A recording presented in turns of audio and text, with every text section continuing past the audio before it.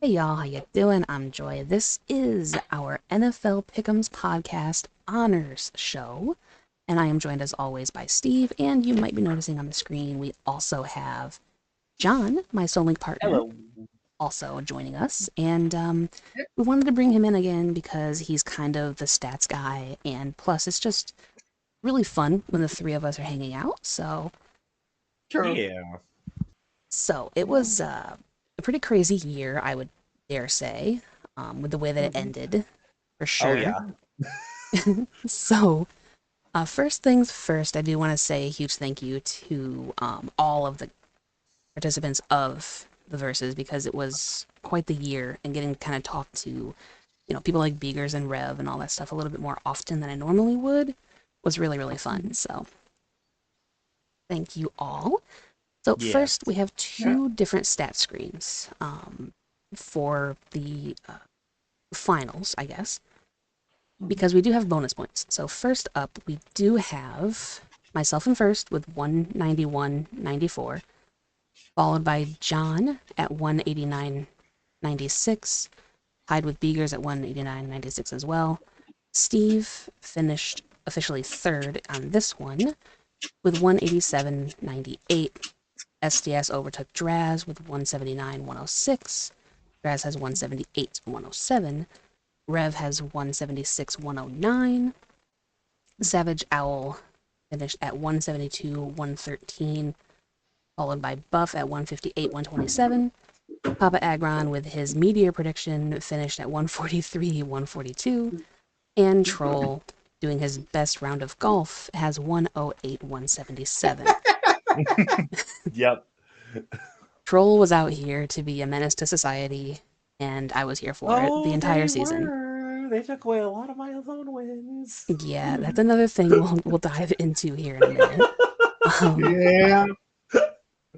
But it is time for the bonus points to be allotted, and we have a brand new champion this season because of that. So huge congratulations to Steve for coming in first, getting 10 bonus points for the Eagles' appearance at the Super Bowl, finishing at 197.98. Yay. Yes. Finally, we got Steve won. I'm so happy. I'm Yeah. actually really happy. Yep, that was something that John and I were talking about throughout the season. We were rooting for Steve to get the crown this year Yeah. because Steve's been here with me from the very beginning. He was the very first person to participate with me, and officially. Yeah. And so having Steve get a crown, so now all three of us, myself, Steve, and John, have all had Yeah. the winner of the verses. The OG3 accounts for 4 out of the 5 crowns. Yes, exactly. I love that so much. Yeah. Proving, we are definitely a force to be reckoned with, and I'm so Yeah. happy that Steve got his. Right. And Yay. all 3 of us were medalists this year. Yep, and then also including Beegers. Yeah, Beegers, first time participating in our little verses, and he ended up taking third. So we're down for that. Give him the bronze I'm medal. Okay. Exactly. Exactly. I am okay with sharing that with Beegers. Yeah, well deserved, well deserved. Exactly. And then in other standing shakeups, Draz got 10 points for the Chiefs showing up. So he is 188-107. Savage Owl also got 10 points, as did Buff. So That's a lot really of people good. did take the Chiefs, and they all kind of leapfrogged some people because of that. Yeah, I don't know why I didn't. You know what? Same, but here's the thing. I know exactly why I didn't. I was trusting in the Derrick Henry boom of Baltimore. I just didn't expect to call their special teams correct mid-season and say that he wasn't being very much like himself. And then turns to find out, we know exactly why he wasn't feeling himself. Because he was too busy feeling himself. Yeah, Joy clocked that. Literally after the week that the Pittsburgh Steelers were the only team to actually hit field goals, it was, wow, he's not feeling like himself. I wonder what's happening. Yeah, there's got to be something going on behind the scenes with him that's making him, not drain these like he should be. Yep. Well, we know why now. So we don't talk about that, but it's fine. It's effectively the Bruno of the NFL right now. Yeah, we don't. I will say one thing though, for the people who continuously seem to be getting themselves in trouble with this particular service, Yep. don't go to that kind of service. Just go home. Yeah. Or, the team employs rehabs and stuff. Use the team the team staff. Yeah, the staff, thank you. Yeah. Use the team staff for that kind of thing. Yeah. And then, they can help kind of mitigate any issues. Exactly. So, just in the future. Yeah. Certain people that I'm starting to enjoy, just stay away from those buildings and just go home. Yep. Yeah. Okay, so how do we want to start this? Do we want to just dive straight into the honors, or do we kind of want to rehash some of our moments from the season? I feel like we can start with some of the moments of the season. Okay. And then delve into the honors. Give them something to look forward to. True. That is very, very true. Okay, so, my biggest thing that I mostly want to kind of bring up, I guess, on my side would be the power of the JINX is legitimate. Yeah. And I didn't realize that I was able to actually wield that power in real time to give myself an advantage until John and I were talking about it. Yeah. The power of the JINX is literally why I'm not in first in straight up picks. Yeah, it is. So, for context, because I don't know if Steve would know this either, but I don't know. I have a habit of whenever I talk somebody up or I start to kind of like somebody, be it I find them attractive or they're a really good player, or I just think that they have a really bright future ahead of them, they end up failing miserably. And that can happen in real time if you are Fairbairn on the Texans, who I just happen to randomly see a photo of and be like, hey, you know what?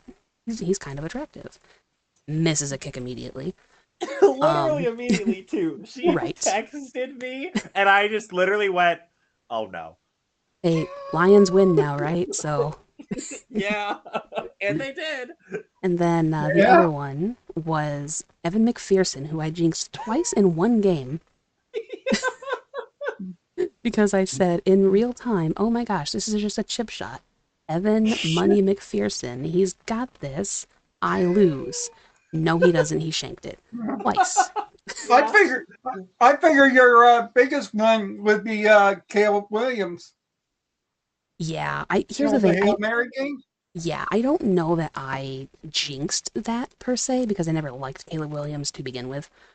But yeah, that one was another huge moment that I think we should probably discuss. Because I think that's in our honors, isn't it? It is. I kind of changed the reasoning of the honors that I sent you. You did? Okay. Yeah, but I mean the Bears are definitely that particular category, but we can discuss that moment because honestly, I think that the Hail Mary of Jaden Daniels where they crushed not only my own hopes because this was the 1 week that I was confident in the Bears. Yeah. And I went with them and you never go with your division rival to trust them to do anything. I also went with them too. I think all three of us did we not? Yeah, we all did. Yeah. And that's where the Jaden freaking Daniels started. Yeah, it was. Exactly. That was where the nickname was born. And what's crazy is that one play of the safety of the Bears not paying any attention to the play that is currently happening changed the course of both of those teams for the rest of the season. It really did, though. Because it gave Washington all the momentum off of that game, and it just derailed anything the Bears were ever going to hope to do. Exactly. Yeah. Actually, speaking of the Bears, did you see the thing that Illinois is proposing? Oh God, no. What? They're basically, if teams aren't doing good, they're not going to support them. Is what they're trying to do. Oh my So God. for their stadium, the new stadium, they have to be above 500 in order to be supported. You know what though? In a It's weird valid. in a weird way, I get that because I get why that too. why is the state/city going to be investing billions into this team without getting anything out of it? Exactly. Like So you would be bringing profit into the city if you do well, but if you yeah, don't, we're losing profits. I get it. It's I just do. it's another heartbreak for the Bears potentially. They needed they needed a smooth sailing off season, and they just got hit with a bomb to Right. Well, now start. and here's the thing: there's even more pressure next year Yeah, for them. yeah. So that's going to be really interesting. It's gonna make they're gonna have fun. I mean, we'll see. I know that they're going to be targeting some free agents, despite I'm not going to go grade the Lions team for anything. Person, Yeah, um, our who, favorite. yeah, my favorite person that I'm definitely not salty about. Joy and I Um, hate lying, so yeah, when exactly.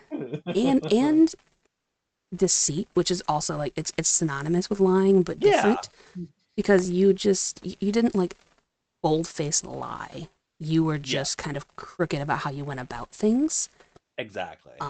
Assembling your staff for your next job during the regular season, probably not the best way to go about things. Yeah. Also, can we talk about how the fact that this was the first year they're able to do it, the 1 year it affects the Lions? Yeah. Well, no, I mean, wait, is that actually a rule? Or was it a rule where, like, during the actual season you weren't allowed to It cultivate? was it was changed last year. Oh, of course. So as soon as the Detroit Lions, versus everybody again. as soon as Detroit did well, oh, actually, yeah, you can actually do things again. Now, I knew that the rule for the playoffs was that, Yeah. you're allowed to interview for jobs after the Yes. official season, but I wasn't sure about mid-season. So that's interesting. Oh, he was doing it mid-season too.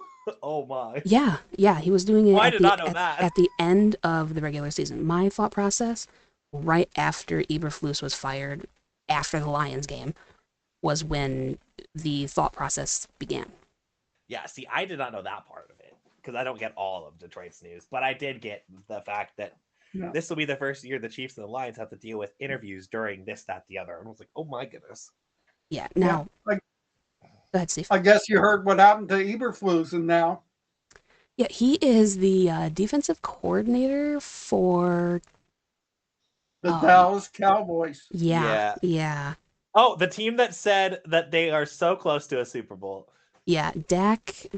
Delusional Dak over here, really thinks that they are on the cusp of reaching the Super Bowl. My guy, No. no. You are. God help them.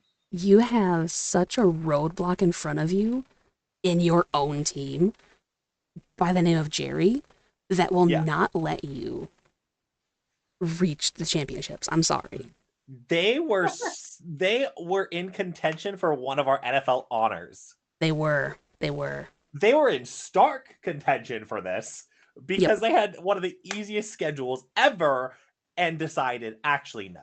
Yeah. So What I think we'll do is once we're done with our like official honors is we'll have some honorable mentions for each one if we're able oh, to. absolutely. I think we should. Yeah. Yeah, because they are definitely an An honorable mention. Yeah. Or 100%. dishonorable mention depending. Depending, yeah. Yeah. So I guess piggybacking off of Joy though, the Joy JINX Yes. synonymous with my thirst picks. They went undefeated. They did. Yeah, see, John is the inverse of me and my attractions to things, where if he likes somebody, they do well. Yeah. And so in 21 picks, Mhm. which is crazy because I thought one of them would lose. This is why I was the MVP of the Chiefs. They went 17-0 when I thirst picked for Travis. 0-3 when I did not. Yep, exactly. So, It will be funny if I get exactly what I want. It will be. It will be. And that is something that we will be watching very carefully over the off season to see exactly if John's predictions actually hold true. Yeah.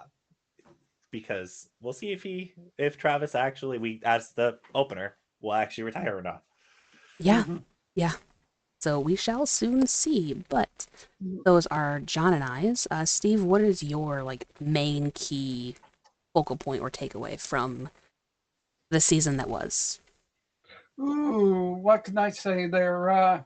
Obviously, it was the year of the running back, in my opinion, there with both Derrick Henry and Saquon Barkley. Yeah. I am so glad. We needed it. Yeah, I really appreciate that because for so long in the league, it was all about the quarterback and flash, right, in the passing game. So to kind of bring it back to ground and pound football, I really appreciated that. Seeing Saquon actually succeed and seeing Derrick Henry not be washed after going to a different team and being on the older side. Thank you, fantasy football, for wanting to have me trade him. And I said no. Yeah. Much appreciated, because there was a trade in my league where he wanted Derrick Henry because he was trying to save me from him being washed. And I'm like, he drafted him first overall 2 years ago, and I think I'm just going to stick with it because he's like my guy. So, which, weirdly enough, the only one who was not completely jinxed for being my guy was Derrick Henry. Yeah. Although, Beegers, I am sorry about that one game where I said they were jinx proof, and then turns out they weren't.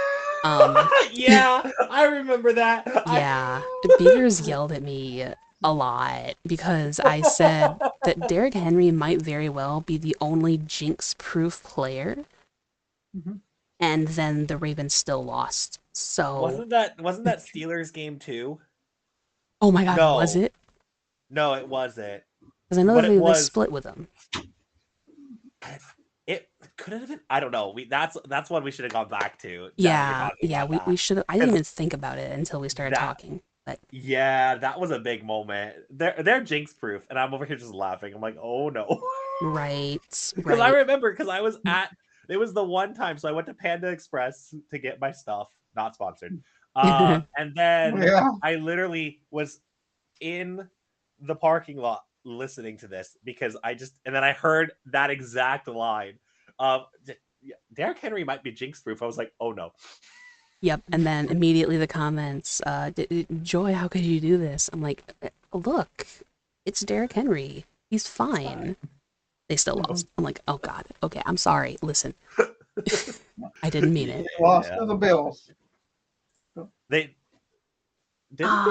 beat the Bills? I thought it was 31. In the playoffs. Oh, in the playoffs. Oh, yeah. In the playoffs they did. The Bills are another one. Yeah, the Bills are another kind of heartbreak of the year, just because they had all of these. Yeah. It felt like a ragtag team in a way because they didn't have any star power, so they were kind of doing the Detroit thing, where they didn't have any stars on the team, but they were still managing to get all these wins, which I really enjoyed. And then unfortunately they came up short, literally. Okay, so it was either the Browns or the Eagles. I looked at their schedule. It could have been. Oh my God. It might have been the Browns, because wasn't that the Jameis Winston revenge game? Yeah. He was randomly popped off for no reason at all. I think it was that. Oh no. I think it was that week. That makes the most sense. And also why Beegers would be angry with you. Yeah, I'm sorry. Again. But yeah, anyway, I completely agree with Steve on this one. I think 2024 was the season of running backs and defense. Defense, well, I don't even know. I think it was special teams. Running backs and special teams for 2024 was the crucial things. Can you believe that matters? Yeah. Honestly, who knew that having a kicker that's on and not dealing with things would actually be good and important. The amount of people that don't think it's important. It's really one sad. of the facets of the game. Yeah. exactly. It's one of the phases of football, and if you don't have that solid from the return game to actually punts and place kicking, it's so important. Literally almost why we lost to the Jets. The Jets, though. The Jets, though. Can we talk about the Jets before we move on into the things? Because yes, I didn't even think about including them in our honors because of obvious reasons, but they do need to be brought up. They do. You still are out here clocking things. I don't know how. Because the spite. My pure hatred that I feel in my heart drove me to be right on spiting the Jets. Yeah. But they are moving on from that. So, woo! So maybe, I don't know who they're going to get to be their general now, but yeah. I'm very, very curious on how they're going to do, because I do like Aaron Glenn. I wish him the best, because he did things the right way. Yeah. But I wish him the best, and now that they're rid of their cancer, I can be on board now. Also, minor jump in here. Can we talk about all of the coaches that decided, let's just win the last week of the season? You mean the Drew Lock effect, where he just won because he could? Yeah, well, but that was different because it was not the last week of the season. True, yeah. The last week of the season, you have a chance to literally submit where you are in the draft. And then everybody chose to just win. Yeah. Yeah, literally handing Tennessee the first overall pick. I mean, at least it was Tennessee. Yeah, now for me, the jury is still out on Tennessee. I want them to do well, but it's going to be heavily dependent upon what they do in the off season before I can throw the full weight of my support behind them. Right. Who do they have? That's one of the coaches I don't remember who they have. Brian Callahan. Ooh, is that college or something? I don't recognize that. I think he came from Houston, I think. Oh, okay. Yeah, so he's still there, but they fired their GM, but they kept Callahan. Was the thing from this year. Oh, gotcha. I believe. You can Google fact check me if you would like, but I think that's how that went. I totally forgot they got rid of Vrabel. Yeah, because now, Vrabel is now in the Patriots, which was such a shocking and utterly out of the blue hiring. Whoever would have thought that the man who praised the Patriots while he was coaching for Tennessee and saying that that was the best team ever to play for or coach for and where everybody should want to be was actually going to end up coaching for them? Who knew? Crazy. There's no way. No way. I still feel bad for Gerard Mayo. Me too. He didn't deserve it. He didn't deserve it at all. True. But I guess it might be time to hop into honors. I do think we have gone on for long enough on our rambles and rants. We can dive into the honors now. So I tried to do something that's probably going to be kind of cringe, but I made certificates for every team that is getting honored. Like one of those congratulations you did it award things. Which is so funny because not all of these are good. So it's the sarcasm in there too is great. Exactly. And I may or may not have gone a little bit snarkified on some of the reasonings for it. So I know one of the teams you probably were snarkified with, and I cannot wait. Oh yeah. So first up, we are going to go for the surprise of the year, which I think we could easily say would be Washington. Absolutely. Absolutely. I agree. Yep. I mean, they went to the championship game after being the second pick in the draft. Right. Yeah, that was like a really good example of how to do worst to first well. They really did, honestly. And they had the Eagles in the division. So yeah, and they split with them, although one could argue that was because the Eagles decided, I don't want to play and give Saquon Barkley the actual rushing record for the year. Doesn't matter. Yeah. Still a little. Didn't they do that to the? Wasn't the Giants the team that they did that with? In week 17 or 18? Yeah, but they didn't play their starters in 17 for the Washington game either, did they? Because that was always like, you beat our backups. Oh, really? I believe so. Oh, I well, might be wrong again. Y'all can fact check me in the comments if you want to. But for the certificate, I have Surprise of the Year presented to the Washington Commanders for outstanding performance under new leadership and shocking league-wide analysts to the delight of many fans. Oh, yeah. They deserved it. Yeah. Jaden freaking Daniels aside. Yeah. Like, I mean, they had Bobby Wagner and they had Dan Quinn. So, right. I really, really like era. Dan Quinn as the coach, and I think he should have been the runner-up for Coach of the Year. And Kevin O'Connell should have been third, maybe fourth on the list for how he collapsed. I don't think he should have won Coach of the Year. Yeah, I mean, to be fair though, they didn't have a quarterback at the time, or they didn't think they had a quarterback. They were going to go with JJ McCarthy. Right. However, part of me like wonders what would have happened if he didn't get hurt. Me too. Like, I will be very curious to see what next year holds, assuming that they don't sit him for another year, but they shouldn't. Right. Like, they should just start him now. Yeah, probably. I go back and forth because I wonder, like, if the Green Bay effect would happen with other teams, or if it's just a product of getting the right guy in the building. True, yeah. I will say though, I think that Minnesota's success this year came on Brian Flores' defense. True. Rather than the man who should never have lost his job, but okay. I mean, I don't think he was amazing in Miami, and I think that he put up enough of a stink where it was more of a toxicity firing, I think, more than anything. Fair. So he was just kind of toxic. It's just unfortunate because it is. I mean, he was winning, doing good things in Miami, and then they just were like, nope, actually, we're switching. Okay. Right, yeah. And honestly, it hasn't really fared that well for Miami, unfortunately. Not really. Not really. Yeah. I mean, I think they're another honorable mention for potentially our next category, which is Disappointment of the Year. Yeah. We have very many disappointments of the year that we could have chosen. Yeah.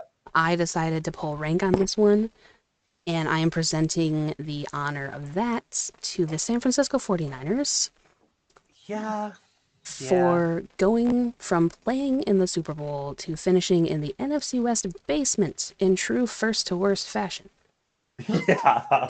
No, and you could say injuries plagued them, which, I mean, injuries did have a problem, but Kyle Shanahan, why'd you hand the Packers a free win?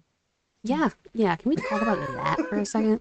Like, I will say injuries can definitely play a role, but then I take a look at my team, who got decimated with injuries. Every single week, I swear somebody was breaking something. And they got a first-round bye in the playoffs in a really, really strong division, and you couldn't manage to beat the record of the Arizona freaking I don't know how to do math Cardinals. And like 3 weeks in a row of they can't do math was so hard to watch. Yeah.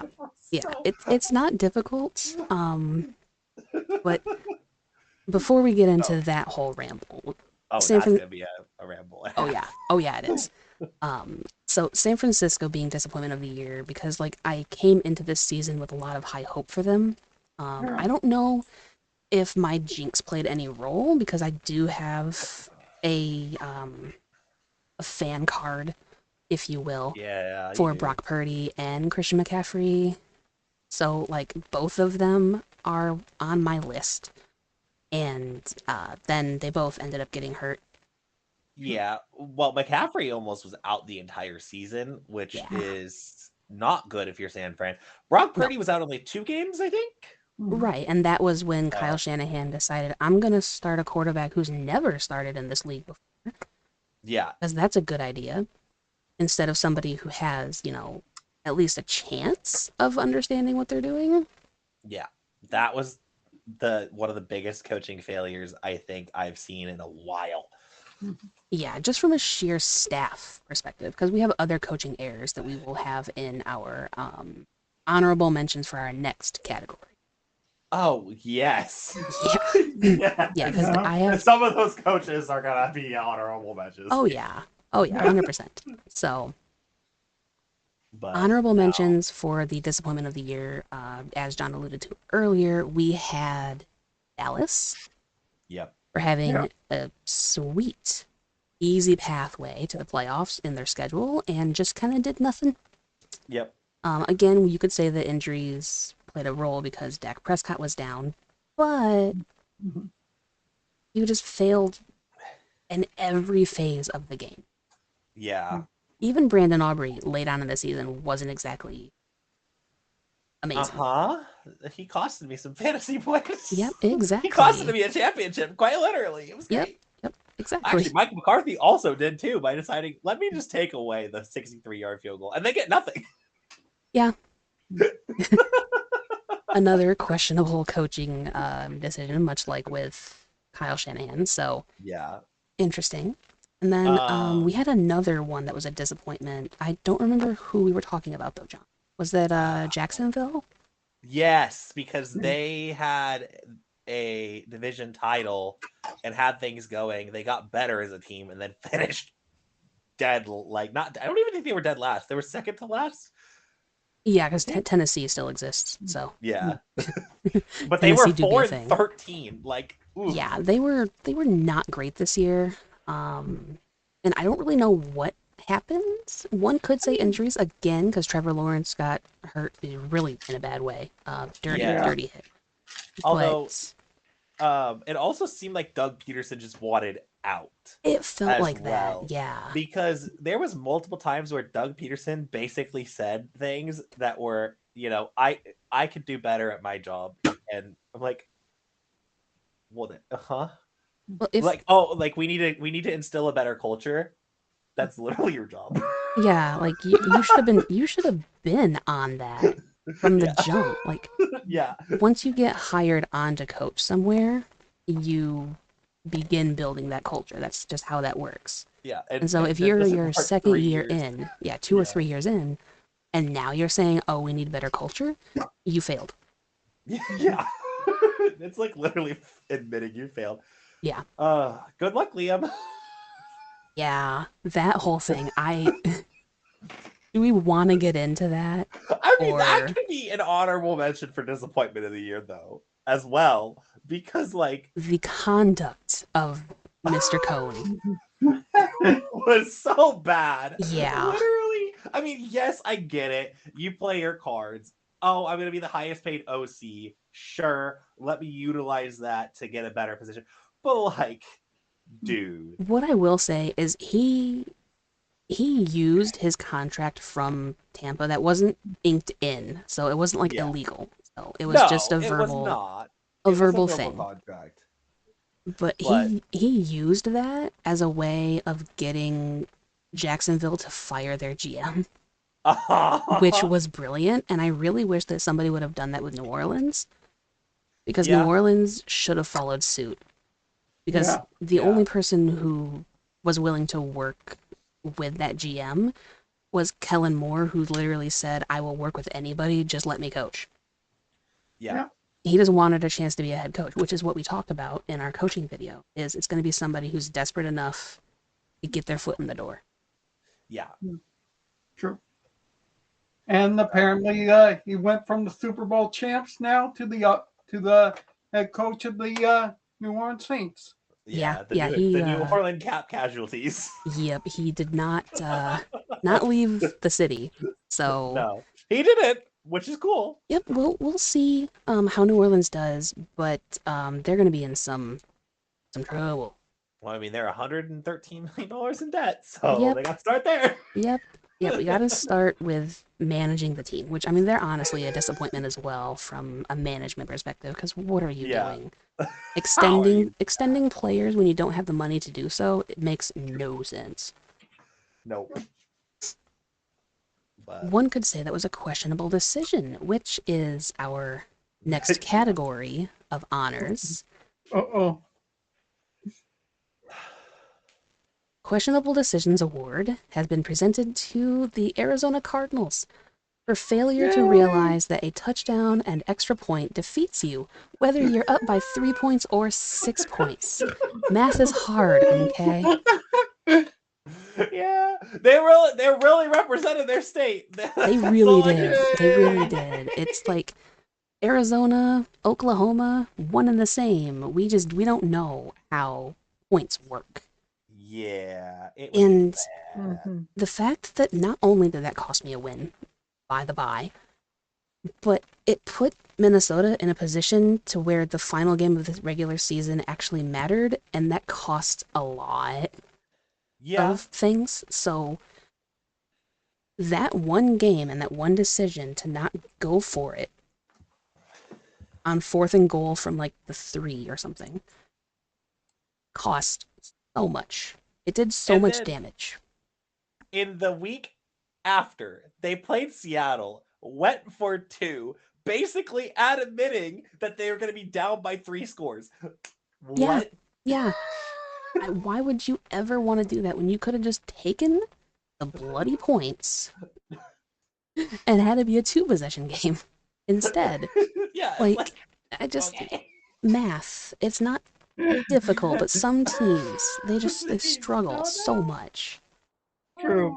Because the difference between 11 and 12 just matters so much. Coaches need to go back to elementary school. They really do. They should. Some of them. They should. Like, I don't know what the heck is happening. I mean, especially some of our coaches that are in the award for questionable decisions. Yeah, honorable mentions. Changed the title. I almost said the original title. No, it's fine. Got it.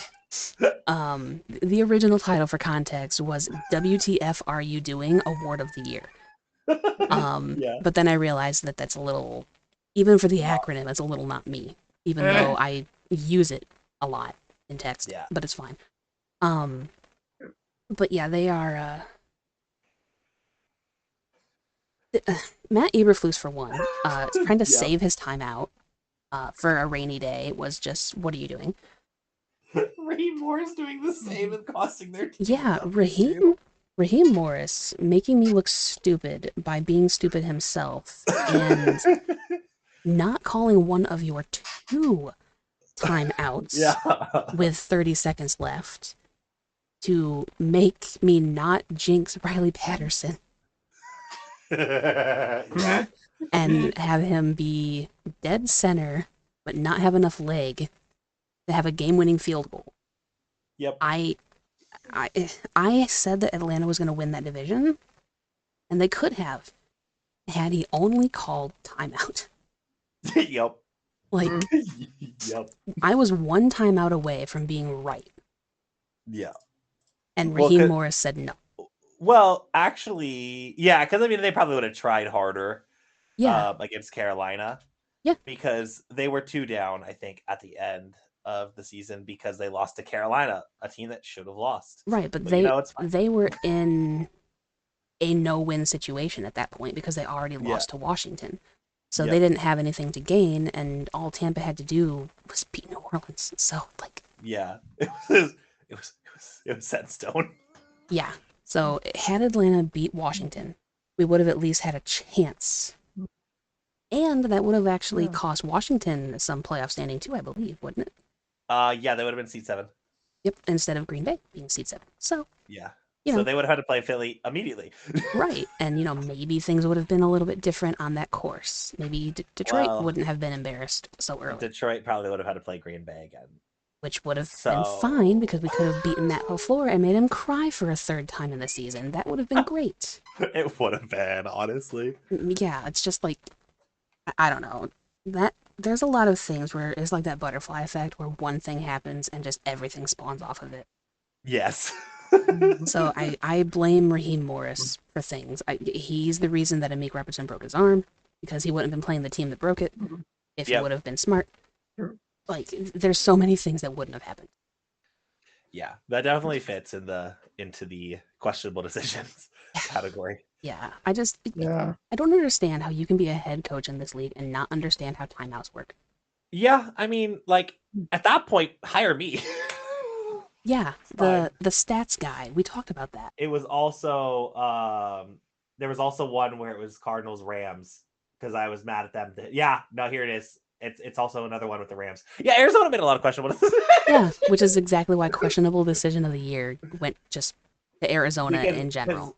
They decided to just not take the points when, a defensive game and you have plenty of time, so you take the points. Wait, was that the one that we yelled at the commentary because they were like, I completely understand not going for it here and letting Matthew Stafford have... Oh, that was the Seattle game versus the Rams where okay. Jonathan Vilma decided to say, oh, actually, I understand not taking the points in overtime. When you're facing a QB like Matt Stafford, who only needed 25 yards or so to beat you and get into field goal range, but it's fine. Yeah, Jonathan Vilma, that was a questionable decision too. Yeah, we argue with commentary a lot. It is literally overtime. Take any points you can get. Especially when your defense is playing well. Yeah, because if they end up tying it, oh well, you leave with a tie, and then you're 10-6-1. Yeah, that is not bad at all. So, and you end up having the tiebreaker of the Rams because you're 1-0-1 against them. But no, that's too difficult. Yeah. Again, people not understanding basic math is a problem. But yeah, Arizona, the Rams got 2 wins off of we can't do math. So the whole reason that they won the division and made it to the playoffs in the first freaking place was because Arizona can't do math. And then, Jonathan Vilma couldn't do math either, so... Yeah, well, I think Jonathan Vilma had to say something positive because people who are listening and watching to games like to hate on Tony Romo and Tom Brady for going after players and teams for not doing the right thing when they have the knowledge to say, hey, that's not the right thing. So he had to be nice. See, but I'd rather that. Me too. I personally throw the shade at the teams that are being for lack of better words, unintelligent. So... Yeah, exactly. When they make mistakes like that, call them out. How are they ever going to get better if we're just like participation trophy, everything's fine? Yeah. So, but especially a rookie coach, like... Oh, yes, exactly. A rookie coach has to get better. Exactly. You got to learn someday. Yeah. So now we can finally, deposit that one. Yeah. That was a long one. Sorry about that, but we knew it was going to be. Right, because I'm sorry. Oh, good. Anger. Yeah. So, comeback of the year, we were debating as well between 2 different teams, and we decided to go with the Eagles, I think. Yeah. Yeah. Sure. Yep. So, comeback team of the year presented to the Philadelphia Eagles for shaking off the pre-bye week shocking losses and coaching change rumors to become the heroes of the league and Super Bowl champions. They were the heroes. They did what they needed to do. I saw it was like because I was working on doing stuff. I saw 24-0, and I was like, yeah. At one point, it got to 34-0. Yeah. That was perfect. Right. We needed that. Yeah. Even as a Kelsey fan, we needed that. We did. For me, they needed this punch in the face to kind of bring themselves back down to reality. But for me, having Philadelphia, the way they started, in their first 5 weeks, they beat Green Bay in Brazil. They lost to Atlanta. Yeah. They barely beat New Orleans. They got destroyed by Tampa Bay. All while dealing with rumors on whether we should keep Nick Sirianni or let him go. Is he really the guy? They have their bye week, and then after that, they were cruising from there. Yeah. So, I'm glad that their bye week was actually helpful and that they didn't have their star break their leg the week after. Yeah. Good for you. I'm so proud. I'm happy. Really, truly happy for that.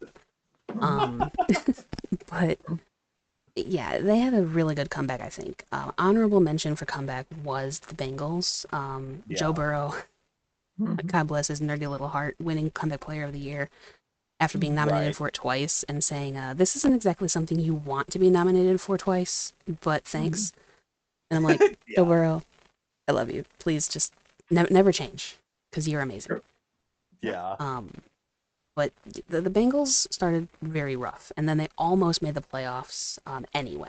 So they really did. And again, they were not in an easy division. You have Baltimore, and you were playing the Steelers when like everything was going right for them. Like, yeah, before everything fell off for the Steelers. Yeah. Honestly, the Steelers could have been another disappointment because they started so hot and then just tanked.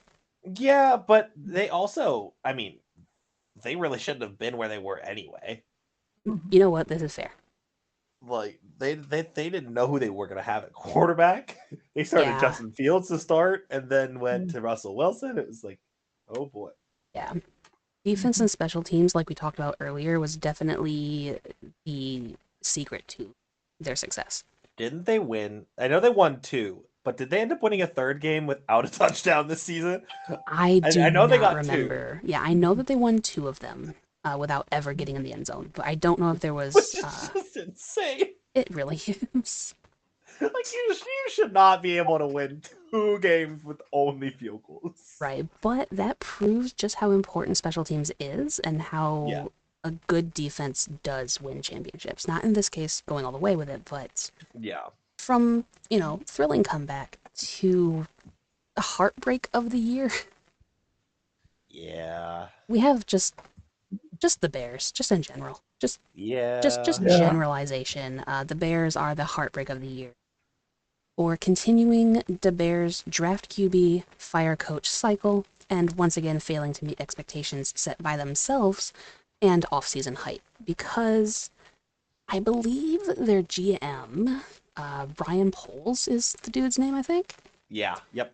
Said, we're taking the North and we're not giving it back. And then you had Matt Eberflus do Matt Eberflus things and kept timeouts without giving them back, and now, you finished in the basement.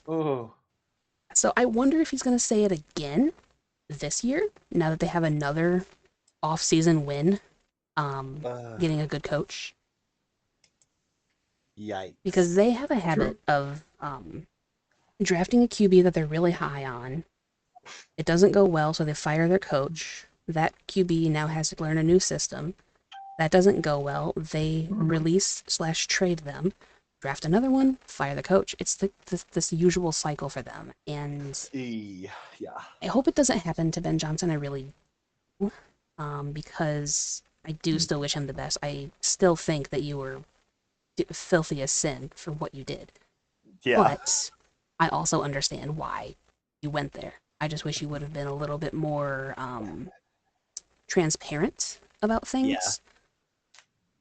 And then not rated the coaching staff after saying that you weren't going to, but it's fine. So they can perpetually be at 9-8, and that's okay. Yeah, I don't see them winning the division, but if he can do what he said he wanted to do, and punch Matt LaFleur in the face twice a year, I'm here for it. I'm okay with the Bears beating the Packers twice a year. I am okay with that. Here's the thing: if the division ends up being Lions, Vikings, Bears, okay. I won't even be mad if the Bears finish second. I really won't, because Ben Johnson would have a chance to prove that he does have a brain for the business. So I wouldn't be mad. And Caleb Williams has a chance to prove that he is a talent. But he needs to start pinning some things down. Right. With his decision-making skills, which I think Ben Johnson can help him with, because he actually has a brain, unlike Matt Eberflus, for decision-making. Yeah. So I think it'll be interesting. No, I agree with this, though. Heartbreak of the year, absolutely. That Bears Hail Mary just ended their season. They were 4-2 or something going to that, and it's just boom. Yeah. Didn't win a game. Yep. Until the very end. True. When it didn't even matter. When it actually hurt you. Yeah, exactly. Yeah. In true Bears fashion, we're going to mess everything up. We can't even lose correctly. It's fine. Nope. Yeah.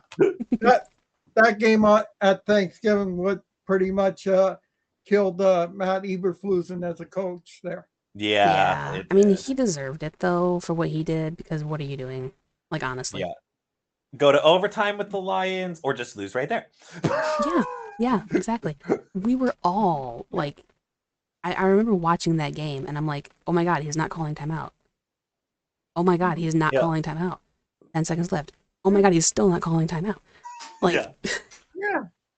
I felt like when Peyton Manning was watching Nathaniel Hackett, Yes. and he called 62 timeouts in the time it took Nathaniel Hackett to call one. Yes, because that was against Seattle. You get timeout, Yep. timeout. I was Peyton Manning in that moment. I was doing the hand motions and the gestures and everything, and I'm just like, sir, are we not gonna? Okay. Yep. Have a good one. Game over. You know. Also, bold prediction on that Bears Lions week 1 in Detroit. Yeah. I 100% see it either being the week 1 game or the week 18-17 game where things actually matter, and it's going to be what the Lions and Vikings were doing, but with the Bears now. Yep. I don't know. It's going to be interesting to see how the entire schedule shakes out. Yeah, true. But unless the Vikings do something stupid like, say, sign Aaron Rodgers. Listen, if they want to bring him back into the division so Kirby Joseph can go visit his son again, I'll be totally fine with that. But I think that Aaron Rodgers is going to go to an AFC team, and that's why I'm on the fence right now. I figured he would follow in the footsteps of Brett Favre. He should, just for the lulz, because I think it'd be hilarious. Yeah. But I don't know if he's actually going to. Because I think he wants to kind of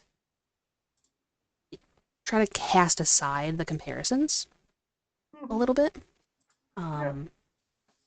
But I don't know. We'll see what he does. I really hope that he doesn't go where I expect him to. Right. Because I still want to support that team.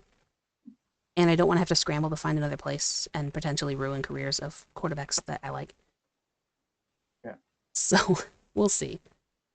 But then finally, for our honors, we have the overrated team of the year, which is clearly, unfortunately for John, the Chiefs. Well, I mean, again, I was literally the MVP of the team. I know, but like so yeah. But for reaching the Super Bowl while being the most consistently average team of the year, only to be exposed as such when facing a true juggernaut. Yeah, exactly. Like, honestly, this is what we get for lying. Lying is no good. Yep, that is one of the pillars that John and I have for life in general, is that lying is bad.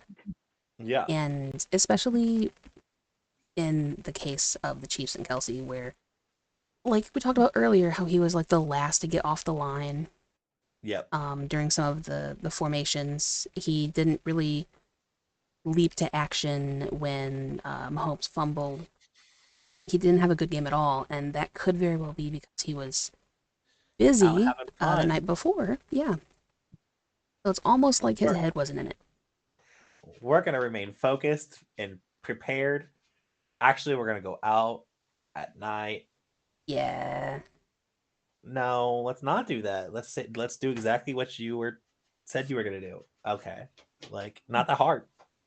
Yeah. If you say you're going to do something, follow through with that. It is not difficult to do. You're a professional.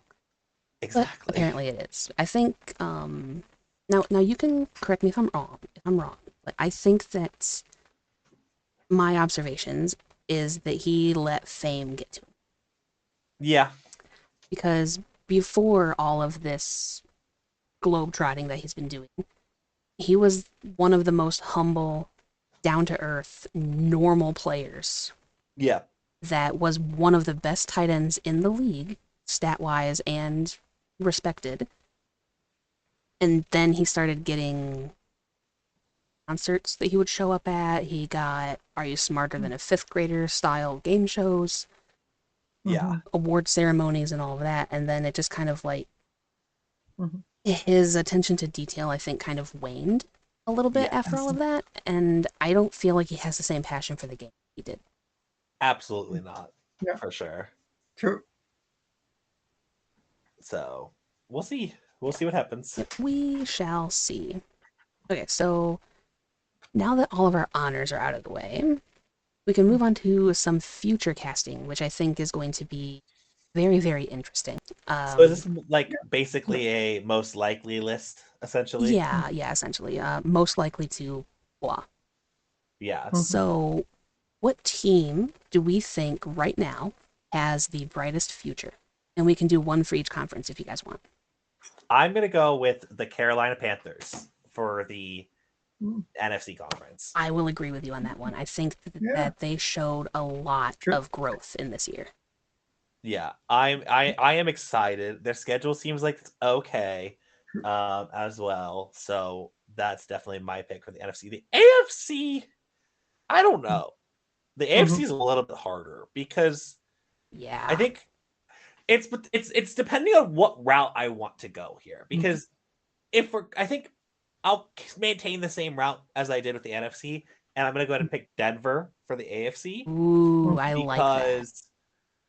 With Bo Nix showing what he did this season and everything kind of going on the up and up, they're going to get rid of some of their big contracts. They're going to have money to spend. I think it's going to be good. Yeah, true. Yeah, and that should make Steve pretty happy. So. Yeah, I would think so. Okay.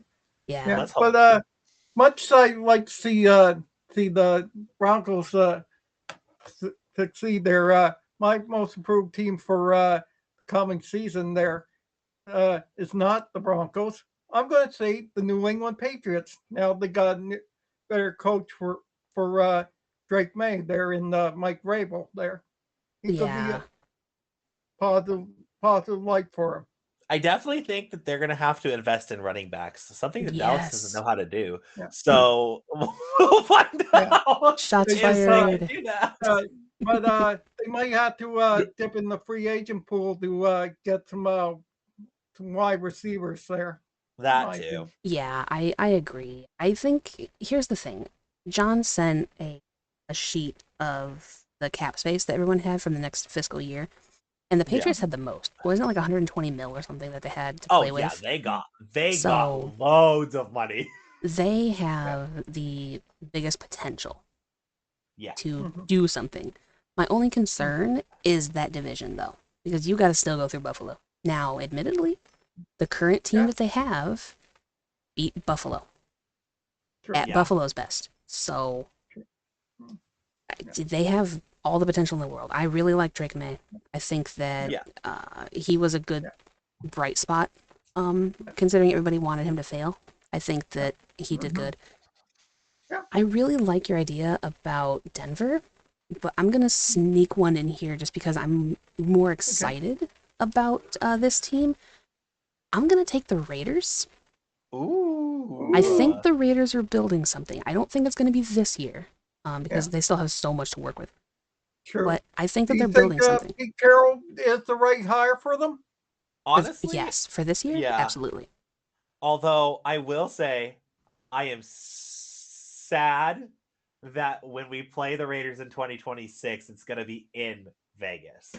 Oh, yeah, because him coming home would have been so nice. I would have loved a Carroll coming home, but we're not going to get that, unfortunately. Oh, my gosh, that's so unfortunate. We'll get a KC without Kelsey. But right. It was so funny. So Joy and I were talking about it, and the number 27 is a very important number. It really is. The year I sold my tickets was before I kind of knew all the Kelsey thing, and that thing wasn't there yet. Yep. He was 27. Coming to Seattle. Yeah. I could have watched the whole thing. That's when it could have started. It would have made it a whole lot better. But true. Like, it would have had more lore depth, but honestly, the fact that you just kind of like were able to organically cultivate this thing without having that be the starter, True. it just kind of makes it even better for me. But it's okay. College is more important anyway. Yes, I would agree with you. Education was more important. I think you being responsible as an adult was a good decision. Yes. But for me, I just think that the Raiders could be something going forward. I think that they're in a very, very hard division. Yeah. But they're going to be the most fun to watch in the future because they do have Pete Carroll. I love Pete Carroll. I still want him to have a leather jacket and some aviators and just rock out the black hole the way that he can. Yes. And then also Tom Brady. Do like Tom Brady. Think that him putting his own fingerprints on the team and kind of taking the reins a little bit away from the Davises will be beneficial to the team. Yeah. We have a football mind at the helm finally.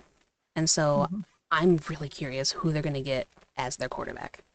Well, and the beauty for the Raiders is that they go against the AFC South this next upcoming season. So they have a really good chance. They go against the East as well.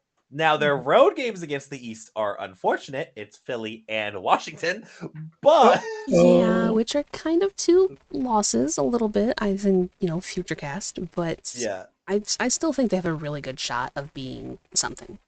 But their random teams are the Patriots, the Bears, and the Browns. So... They have a very good chance of having, if as long as they make some good decisions. Yeah. And they have one of the... Yeah, I can say that, actually. I can say that, because it means something else. They have one of the hottest tight ends in the league. Yeah. So they have a really good weapon on offense that they can use consistently. They just need to kind of build around him a little. Yeah. And they need a good quarterback. I don't know who that's going to be. I do like Aiden O'Connell, but I don't think he's that one. No. I think he's a good backup. Yeah. But I'm wondering if they actually go with Cam Ward. Yeah. Maybe, yeah. Yeah. Like that or could be the draft. Should they go after, say, Kirk Cousins when he becomes a free agent? Trade for him, I mean. They might have to. Yeah. I mean, I don't know. I could see him working well with Pete Carroll. Yeah. But I don't know with his contract and kind of how he fell off in Atlanta. Yeah. I feel bad for him. Yeah, but a lot of it at the end were injuries on his part there. Yeah. Yeah, that's true. I think him losing his starting job, I still questionable decisions, Atlanta. But whatever. They did things.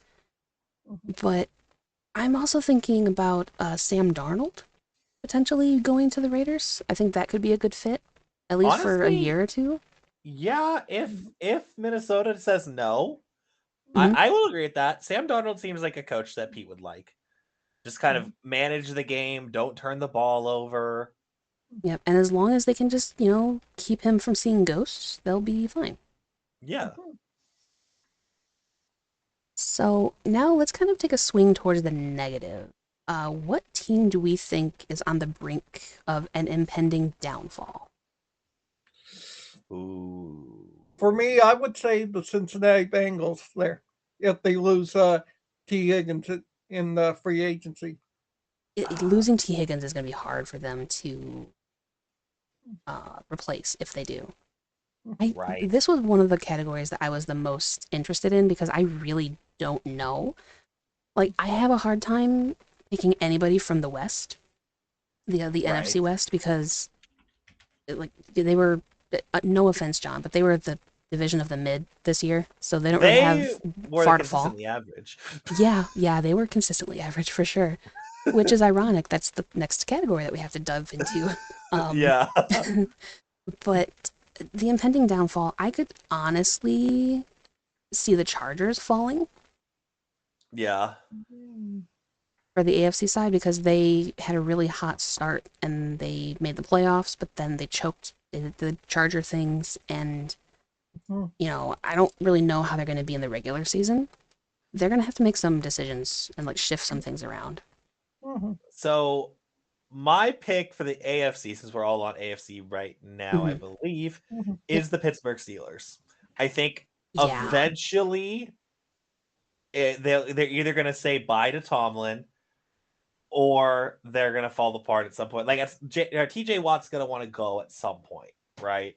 Well, he's going to get tired of not winning, I think, is the big problem. So I definitely think that for the AFC, it's the Steelers. NFC, that's a little bit more difficult. See, I have a pick for the NFC, but it's going to make some people mad. I think I know where you're going with it. Yeah. But I don't know if I could pick them. I don't know. Yeah. I mean, same. I'm just not impressed, you know? Like, it's very similar to the West for you. Yeah. Where they were consistently average, they were very mid, and I don't know if I can say that it would be a downfall for next season, because I can consider them probably just doing the exact same thing they did this year, right? Which is, I'm assuming, if I have the right team, win the South and then first round exit. Yep, exactly. Pretty much the exact same. So, for context, because maybe you're not so linked with me the way that John is, Tampa. I can see an impending downfall of Tampa. Where they don't win their division and they go back to the decades of mediocrity that they have been accustomed to. Right. Because, like, don't get me wrong, they do have a solid offense and their defense is fine. But I don't know, I just have a feeling that, like, they couldn't quite get over that hump. And I think that if Todd Bowles can not, get out of his own way, which I clocked that one too, as John has been saying. Yes. He shouldn't have been the coach. He's not that one. I don't like him as a head coach. I think that it was a mistake. And he hasn't improved at all since he took over, which kind of proved me right a little bit. But I really do want Atlanta to do well. For no other reason than to kick the bane out of them so that I don't have to worry about that anymore. Yeah. I think that they have been benefiting from one of the weakest divisions. I think the Saints are going to not do too well. But the Panthers are the biggest threat to them, I think, honestly. Yeah, I think so too, because they're young, they're hungry. I didn't want to say this when you were talking about them as the brightest future, but their coach, though, I could be on their side. Yeah. But I'm going to disagree with you for the biggest downfall in the NFC. Okay. Mine is the Minnesota Vikings. Sorry. That's fair. That's fair. That's truly fair, because it really all depends on what they're going to do. Yeah. That was, what's funny is that was like my potential go-to, but I mean, because really I'm looking at these teams and I'm like, it's one of those two, honestly. Like, out of the teams that did well, as far as a downfall is concerned, I mean, don't get me wrong, I wish I could say the Rams are going to go on a downfall, but we all know they're not. So... No, although I will say that there has been some scuttle about them trading away Matthew Stafford. Yeah, we're back to this, the trading and messing with QBs. Yeah, exactly. And look, free agency hasn't started yet. The new league year hasn't officially kicked in yet. So all of this is just smoke and mirrors and talk. But Dad and I were talking, and we kind of put together our own little fantasy package of things. Send Stafford and Kupp to Pittsburgh for Justin Fields and George Pickens. Even up. And honestly, get rid of Pickens as the problem. Bring in a good, solid wide receiver. And Justin Fields deserves a place that he can actually do things. Yeah. That's a fair trade, honestly. And it would save the Rams money, which is what they want. So I think that would be a really good decision. They won't even up trade because that doesn't exist apparently, but they should. It really is. It really does. It really should. But Yeah, no. I think I'm with both of you with either the Buccaneers or the Vikings. I think I'm more inclined to agree with the Vikings just because that's the safer downfall pick. Yeah. However, Well, yeah, because they have further to fall. they have further to fall, and with the Buccaneers, like Bucky Irving did show a Yeah. lot this year. Yep. So if they actually can get the good running game going with the play action pass with McMillan, like they definitely have. And but again, as you pointed out, that's all on offense. What are they going to do defensively? Exactly. So because like Levante David's not going to be there forever, so they have to do something to put around him. And they're pretty. They're aren't they on the older side defensively right now? I believe so. Vita Vea is pretty up there, I think. Yep. And I remember SDS complaining about how their secondary was made of paper. Yeah. So they have a really weak defense, and that's funny considering Todd Bowles is a defensive guy, but you know. Yeah. Okay.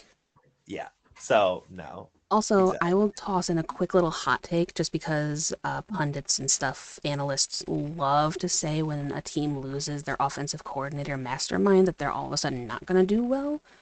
I'm gonna put a hot take out there and say Philadelphia might not be as electric as they were this year with the loss of Kellen Moore. Mm-hmm. Yeah, I can see that. So they might have a tiny downfall, but do I see them, cascading into mediocrity? No. I think that they'll be fine. I think they're a wild card team, yeah. Oh, yeah, 100%. Like, I don't see them not making the playoffs. Yeah. Like, the Commanders could win the division, but... Which would be fun. I'm here for it. Okay, so consistently average. Yeah. That one... For the AFC, I almost just want to say the entire AFC South. just the division itself is consistently average. Like, I don't see any team in there really standing out. No. Like at all. I like that, actually. I love that for the AFC. Because, like, every other division at least has some form of fluidity, right? Yeah. The AFC South are just all, who's going to be bad and who's going to be, okay. Yeah. Like, we could honestly just say that the West and the South of the AFC, the NFC West and the AFC South are both going to be that way. Yeah. But I think that the NFC West has more upside. Yeah. They have a lot of things that could flow. Where the AFC South is just kind of there. Yeah. I think if we're going to pinpoint a team that's not in any of those divisions, though, Miami. Yeah. Yeah, 100%. I can see that. Yeah. You can never tell with Tua's health problems there. If he right. Well, and the coaching decisions to actually it's game over for him. Right, and then the coaching decisions to actually play him when he's clearly not there. 100. Yeah. Yeah, he wasn't present twice, and they still played him. Like, questionable. But I would agree with you on that. So like, if we're not gonna just say the whole division, Miami would be one of those. And the Chargers, again, I think the Chargers are another consistently average team. They're not amazing. I like Ladd McConkey, but other than that. Yeah. And then I don't think there's any other team that fits that category. Yeah. And the NFC, I think the NFC West is just that category. Like, other than maybe the 49ers, as much as I hate to admit that, I think that they did have a down year and they're going to get better next year, especially with their cakewalk schedule next year. Yeah, exactly. So for me, I think the consistently average team, I can't even say Dallas like I normally would because Dallas is the meme of going 8-8 like 5 years in a row. Yeah, see, that was my other thought process. Yeah. I think I am going to go with the Packers. Ooh. Because they are consistently mid of the pack. Yeah. Now that there's teams in the division that can actually contend with them, they have not been dominant. They were 1-5 in the division this year. Yep. Losing or beating only the Bears. Yep. Which is that, and that was off of a blocked field goal. So they could have been 0-6 in the division. They easily could have been 0-6 in the division. So division wins matter so much. Yeah. And I think that the rest of the division kind of has their number. Yeah, they're starting to at least. Yeah. So I feel like it's finally time for the Packers to rest To in the go, middle. Pack, go. Yeah. Yeah. I cannot believe I used their stand against them. Oh Wow. my goodness. Good for you. I like that. Okay. Go you. Well done. Oh, wow. Yeah. So what do you think, Steve? Do you agree? Yeah, 100% agree with you. All right. So, more positivity because we need that. Worst to first. What team do we think has the best potential of going worst to first? I'm cop out answering for the NFC, San Fran. Yeah, same. Like I wanted to say Bears have the best chance, but in the division that they're in, nah. San Francisco, like their schedule is good. They're gonna have their team back healthy, hopefully. Yes. And then on the AFC side, no clue. I have no idea. Honestly, I'm gonna go Tennessee because the Jags could still remain terrible. The Colts, Anthony Richardson has not looked good. Not at all. It has looked like a bust of a pick. Yeah. So that's not going to help because they are not going to have Joe Flacco to be the savior for that much longer. Yeah. Which then just leaves Tennessee versus Houston. Right. Which I mean, I personally prefer Houston, but I think they would have the best chance. Because you look at all the other divisions, we have the North. Ain't no way the Broncos are overtaking anybody. But least the Browns of all, are not going to. Cincinnati, Steelers, and the Ravens. I think it's going to be the Ravens, the Bengals, the Steelers, and the Browns. That's going to be the order. I agree with that order. I'm here for that order. And then we have the East, which is going to be Buffalo, probably New England. I can see them having a bit of a rise. And then the Dolphins and the Patriots, or not the Patriots, the Jets, just because I don't know what the Jets are going to do. I don't see them overtaking Buffalo. And then the West, Raiders are not beating somebody like the Broncos. Honestly, the Raiders might just, even though they're gonna be better, they might still be the basement. They might be like a 6-11 or 7-10 basement team. Right, just because of how hotly contested that division is. So I will actually agree with you and say Tennessee, just because they have the best opportunity. Yeah. All right, and then finally, because we've been going on for a very long time, we have the category of hit or miss. Okay. Will the new coach of this team pay off or nah? Okay. So we could start just with the number one and go with Ben Johnson. Do we think it's going to pay off, or do we think that he's going to fall on his face?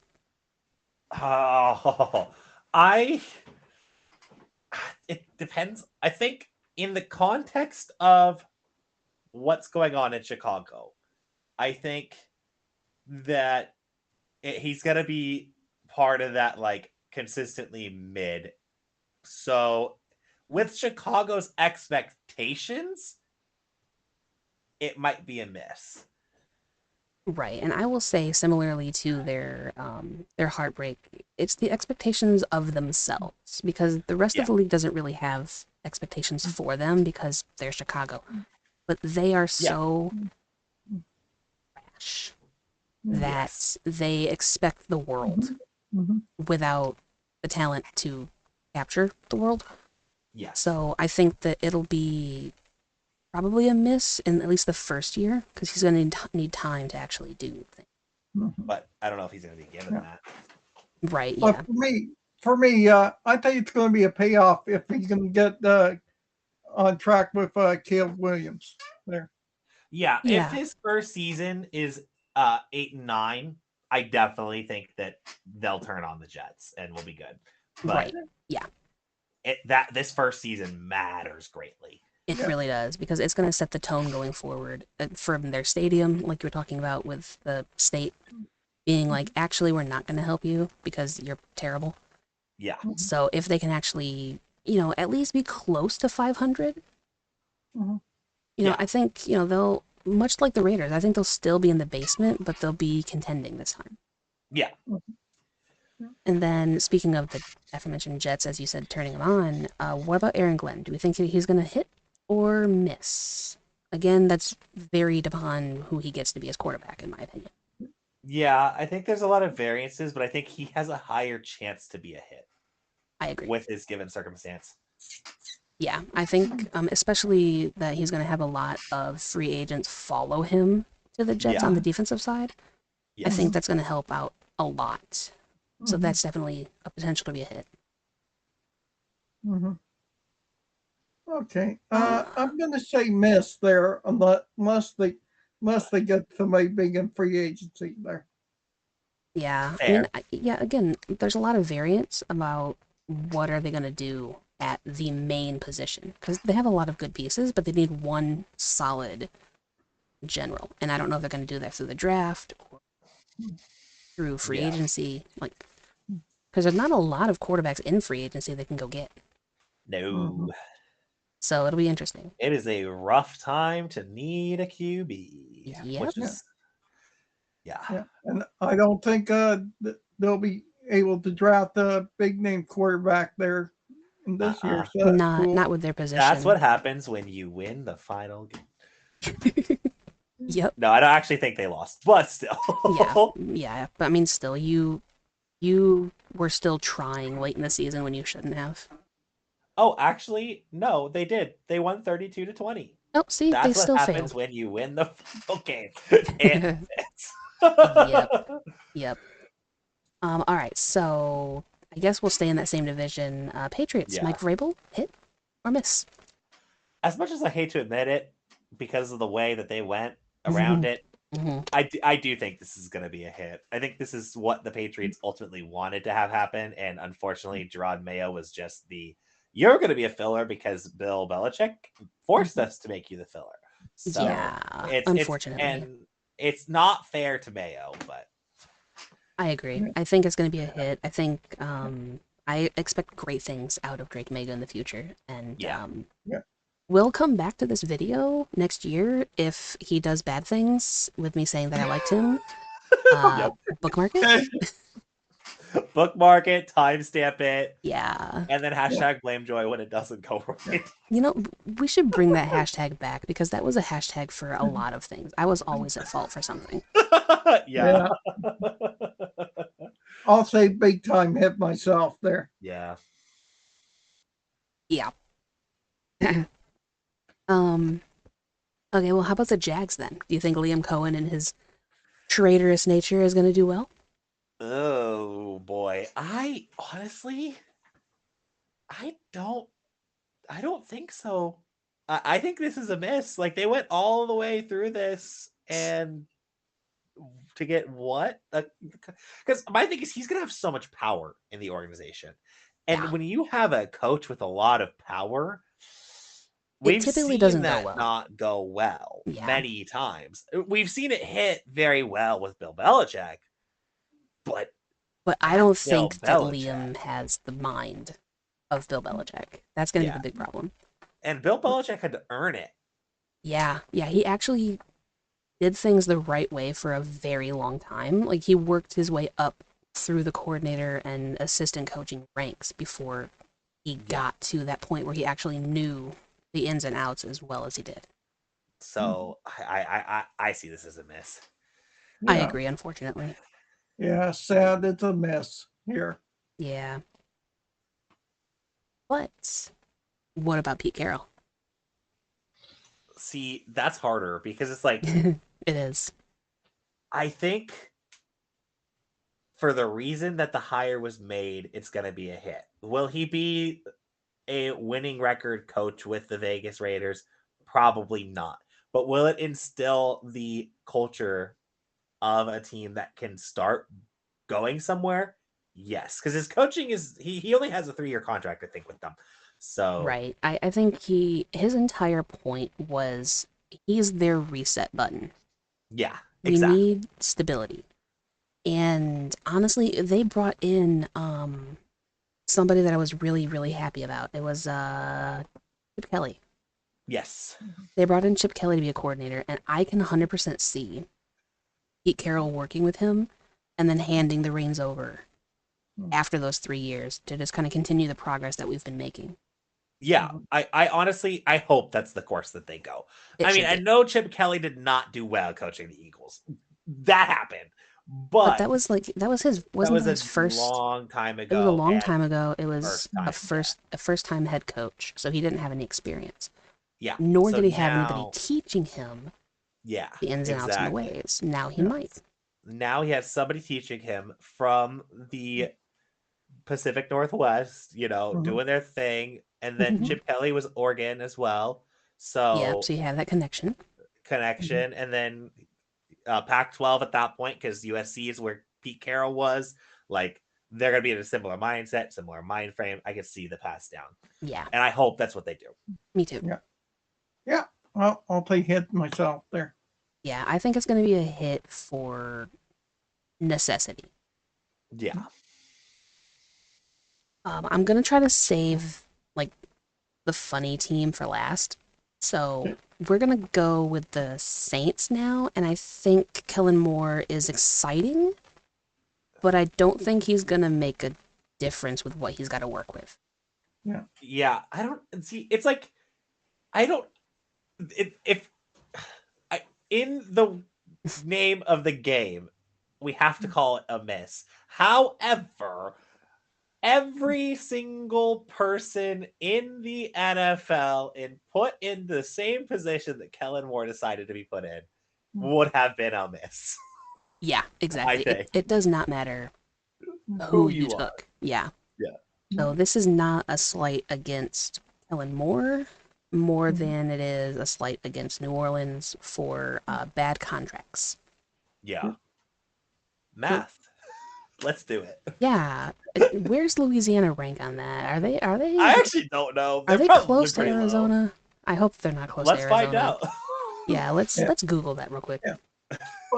But I'm gonna go with a hit because if he and Derek Carr are on the same page, they might surprise people in the NFC South there.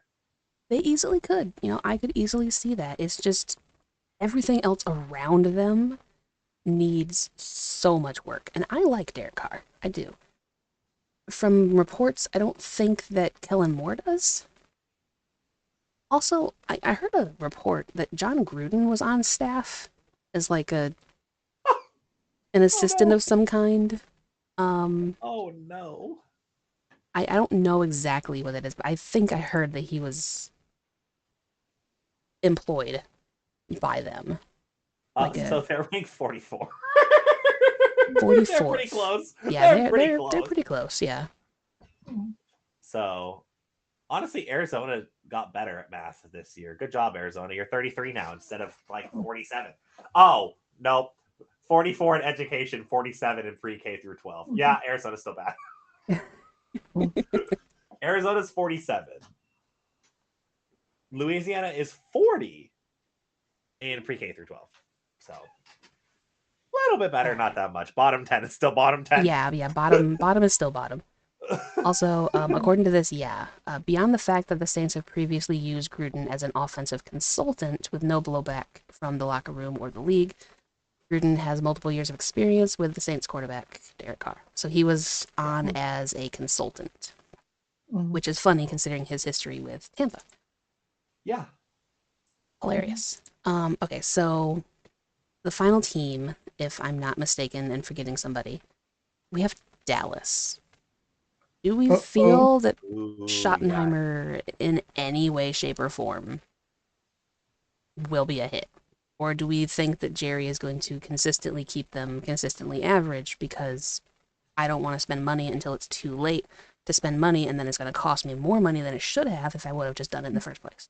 As much as I love Shoddy as an OC for Seattle, I would not. No, this is not going to go well. You're offensive minded, yes, in a team that, this is why Jerry hired you. You're offensive minded. Right. You need a defense. They really, really do. And And you need a running back. They brought in Matt not Matt LaFleur, Matt Eberflus Eberflus to run the defense. So this is not going to go well. This is going to go terrible. Like, yeah. And then Dak is like, "Oh, we're close to the Super Bowl." Like, oh no. Here's the thing, though. He had to say that because he can't say we're horrible here. I mean, he has to be positive. Super Bowl aspirations on things. He could have been like, "We're a playoff team." Yeah, that would have been believable. We are so close to being a playoff team. That would have been more. Okay, you know what? Yeah, I see you. I can see that because they have an offense, a good enough offense to do things. Right, to actually carry. And if Jerry decides, hey, maybe we should get a running back, even more so. Right. But still, defense is up there. I mean, they got Trayvon Diggs, and that's about it.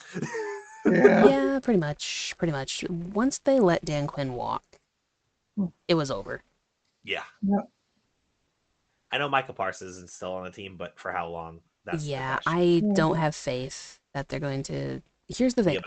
I have faith that they will re-sign him at a higher price once the market explodes. Yep. I don't think that they're going to set the market with him and get him now. I think once Hutch signs and resets the market, then Micah Parsons will get more money than Hutch, and it's going to cost Jerry more than it should, just like with Dak. Yep.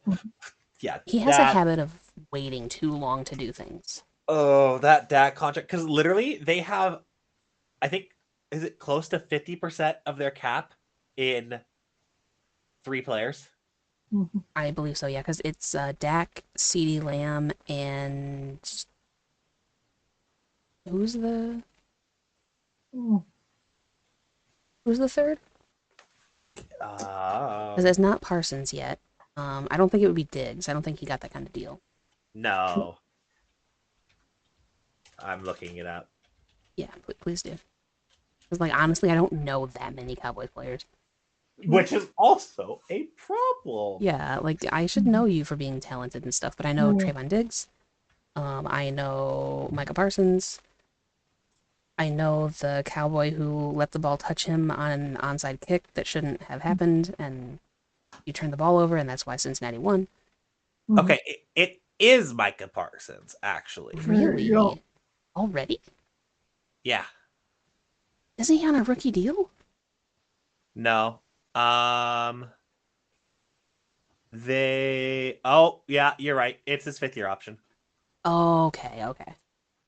Which means exactly what Joy said is probably gonna take place. Yeah, we'll come back to this video when it happens, and I can have 2 things that we come back to.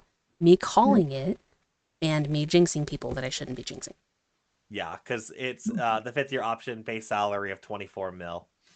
Right, and so I think Dak Prescott, CeeDee Lamb, and Micah Parsons are about $100 million out of the $250 million cap. Good Lord. Yeah. Let's start the insanity. That's not good because all of these people are gonna want contracts soon, and oh no. Yep, and that's gonna be the problem is when you have so many players coming up due at the exact same time. That was like the recipe for disaster for Detroit with the whole Quinn Trisha regime. Yeah, because they did that a lot. They did. They had so many players on that team, offense and defense, whose contracts expired the same year. And so they left Brad Holmes and Dan Campbell with pretty much nothing to work with. Yeah. And for the record, Dallas is in the negative. So. Oh, boy. In more ways than one. Yeah, exactly. Yeah. More ways than one. Yeah, when most of your contracts are tied up between 3 players and you're in the negative, oh, they're in trouble. Very much so. Like, Dak better be right, and they better be close to the playoffs, because otherwise they're going to be in trouble for years to come. They're going to be the new Saints if they're not. Yep. We'll come back to this, because I'm pretty sure we're right on that. That's one of the things we can easily future cast. Yeah. But 90 minutes later, we have the podcast kind of finished now. Once again, big congratulations to Steve for taking the crown of season 5. Thank you. Yes. 5, thank you. Wait, that was funny actually at the beginning, but yeah. Yeah. Yeah, I thought it was season 4 because my dumb self didn't put a playlist together for the 2023 season, so I missed it. But it is season 5. Steve is your season 5 winner, officially thanks to the bonus points. So big congrats. And then next year, I'm going to reach out to somebody and see if they would like to join, to kind of make it an even number again. Because I'm a little triggered that it was 11, not gonna lie. So I'm gonna reach out to somebody and see if they want to join. But although not, we've had odd numbers even every season, right? Actually, wait a minute, what have we? because It was 3, 7 5, previous. 7, 11. Holy crap, we're just odd. Well, hey, it fits. It fits. So it does. We were destined to be odd this year. So we were. I don't know. We'll see how it goes. But I would like to open it up for more. We might have some people who don't want to come back. We might have people who want to join again. So we'll see what season 6 holds, and then free agency, draft, and all that stuff. Steve and I are not going to be doing videos for that. No. Mostly because I don't know college, like at all. Sure. So I don't really know who's coming up through the ranks. So. And I know you won't be doing any videos on the spring football league there. No, because I honestly forgot that existed. Jake Bates isn't there. Because he's with me now. Us now. Yeah. So we'll see. The new season. We'll see you guys then, I guess, is the best way to put it. So thanks again for joining me on this wild ride of season 5, and season 6 is about to be electric. I'm very curious on if my JINX continues, or if it was just contained to this one individual season. So same. I'm so curious. Yeah, that'll be fun. So we'll catch you guys then. Yep. Catch you later. See you all next season.